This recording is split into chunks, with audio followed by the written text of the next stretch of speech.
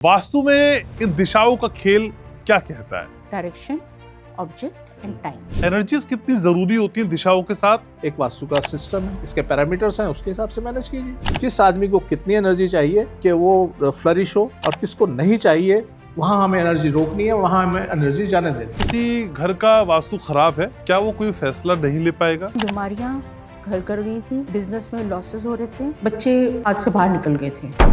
आपके घर का बंद तो नहीं है, बंद तो नहीं है।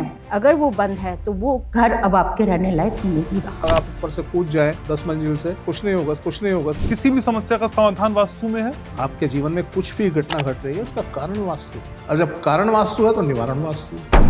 एस्ट्रोलॉजी, न्यूमरोलॉजी, टैरो ये कहाँ रह जाते हैं? अगर आपके घर का वास्तु फिट है तो सबके जो इफेक्ट है, बैड इफेक्ट है, मिनिमाइज हो जाए। बहुत सारे लोग जानना चाहते थे भाई जो गैस है उसको हम किस डायरेक्शन में रखें? आपका जो स्टव है वो होना चाहिए। आपकी रसोई धन आगमन करेगी, धन आगमन करेगी। एक ही साइड में गैस और एक ही साइड में सिंक, पानी भी और आग भी। तो यहाँ डरा दिया जाता है कि ओहो इकट्ठे हो गए, झगड़ा होगा जी, हस्बैंड वाइफ में झगड़ा। मेरी गारंटी है कुछ नहीं हो, मेरी गारंटी है कुछ नहीं हो। एक ही घर के वास्तु में दो लोग अगर रह रहे हैं तो दोनों के हालात एक से होंगे? फॉर श्योरिटी छोटा वाला डिप्रेशन में आ जाएगा, उसकी ग्रोथ रुक जाएगी और वो कहीं ना कहीं सुसाइडल थॉट्स में आ जाएगा। कहीं इमोशन इम्बैलेंस है तो क्या इसकी वजह भी वास्तु है? एक कपल शादी होकर आता है तो ऑब्वियसली वो दोनों एक कमरे में रहते हैं, बट ये वास्तु नहीं कहता।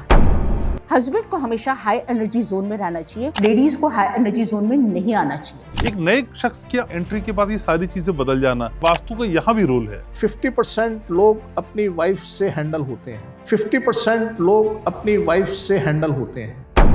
आपकी कहीं मदर इन लॉ नॉर्थ से आ रही हैं और आप साउथ वाले रूम से आ रही हैं, आपके रिलेशन इम्पॉसिबल है कि मेंटेन हो। छुपा लो यूं दिल में प्यार मेरा, के जैसे मंदिर में लौ दिए